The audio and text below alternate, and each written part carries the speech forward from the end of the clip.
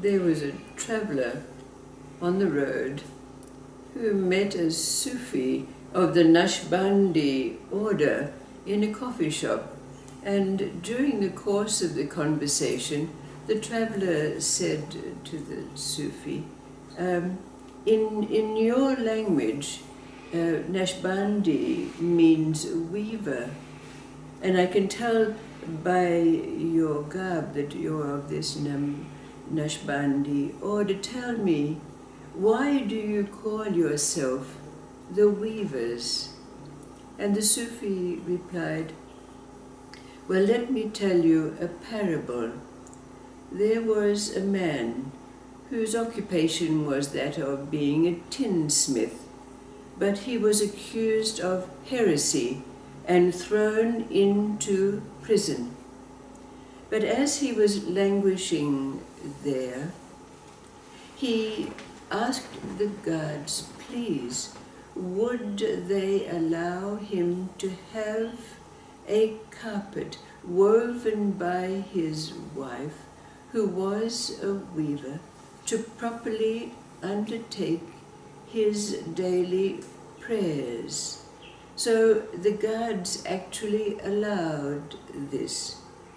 And after some time, the prisoner said to the guards, you know, my fate is sealed, but your wages are so very small.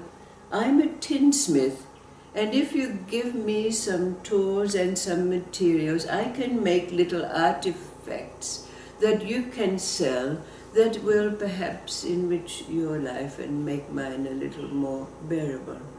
So the guards did this.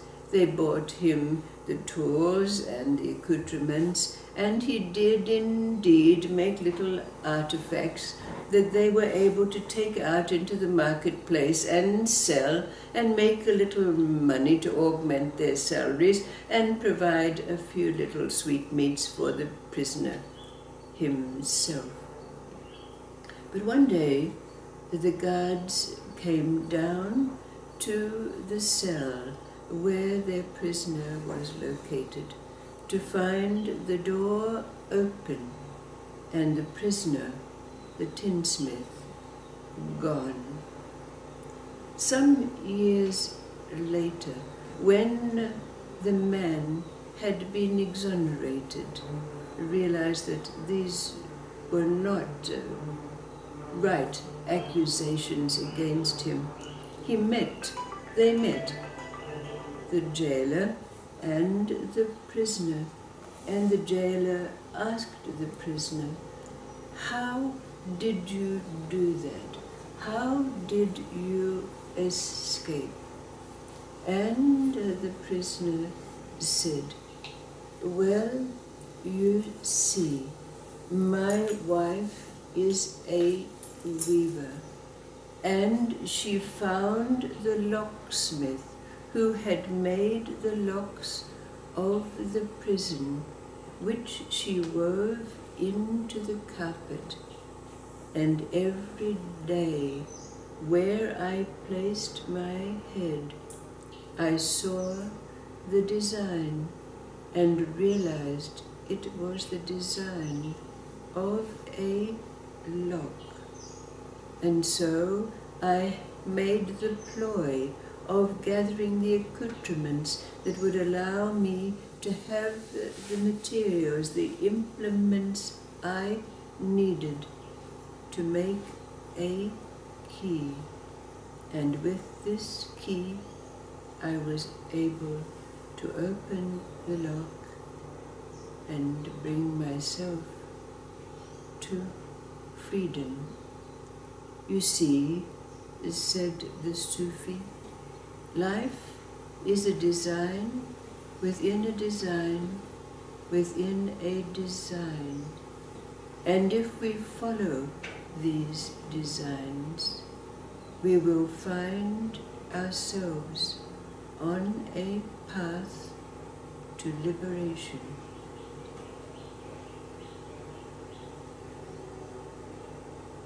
What is your experience, your understanding your interpretation of this story.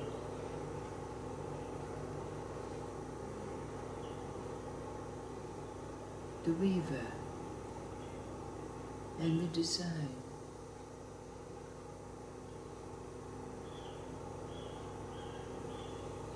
What is your experience, understanding, and interpretation of this story? Design within design, within design. A path to liberation.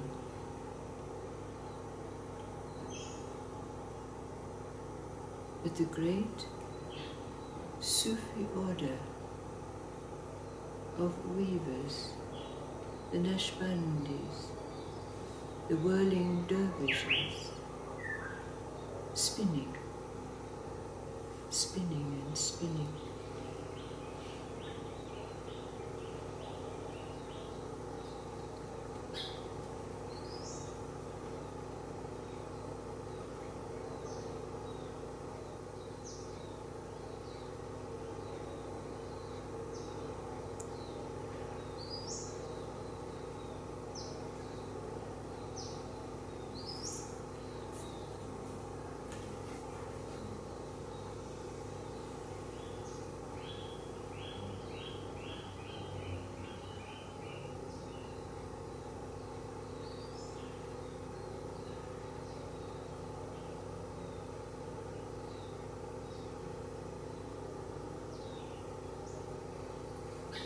By finding the pattern, you find freedom.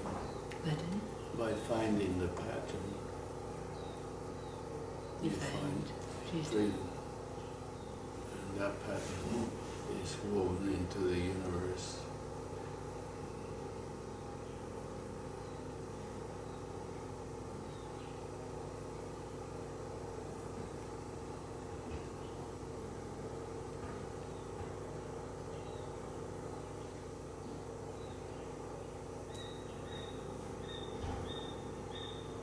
So the pattern is also like woven into us. So and each little step, for me, like that first step is looking into what God is and who I am, which is way back. And then, you look at that, that's like that print thing. And then you come away and then you go along a bit further and then you look into other things that will lead you to where we are now. Like you look at spiritual stuff, you go to spiritual meetings, and then so you look at that, that's another thing, and then you keep going until you actually find that key that then unlocks, and then you have that freedom.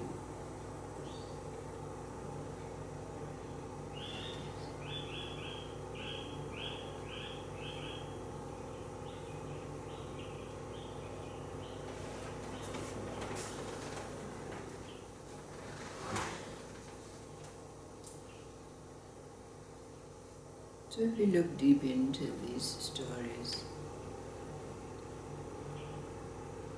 we find, like the part of the wife who was the weaver, the husband who was the tinsmith.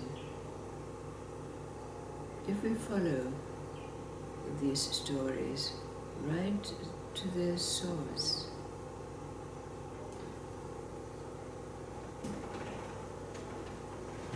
where does it lead us?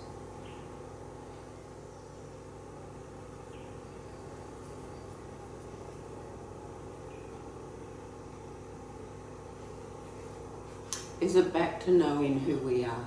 Yes, it is back to knowing who we are. Because the wife is the source, isn't she? Or in the story, like the God. No, I didn't say so. Okay. But you see their workings together, isn't it? We have those aspects that we have in us by positive and negative, male, female, subjective, objective, two sides of our brain, and so forth. And when they work in concert, we can see how the story unfolds, the design. But without the weaver and the artisan, can it happen? Can it happen in us? Cannot. Probably not, because it wouldn't be of much use you showing me a pattern that you had woven to actually make a key to get out of jar. No. So I guess that we all have to find our own pattern. Yes. To get us out of being asleep. Absolutely. And then we have the key at least to try and make the lock work. And for me, it's much more about mindfulness, regular bringing back to mindfulness about Yes. what I'm doing, how I'm thinking, Yes. where I've gone, and coming back to the self. So Coming I back guess that's my to key. that. So you go back to the question that was asked in the story.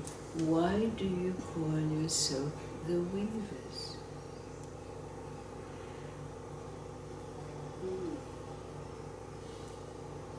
It's like by weaving together the three levels of mind. Absolutely it is. And those two seemingly opposites in ourselves, without them working in concert, you don't have a carpet. So you don't have a design, you don't have the possibility of a key. But you make of the story what you will.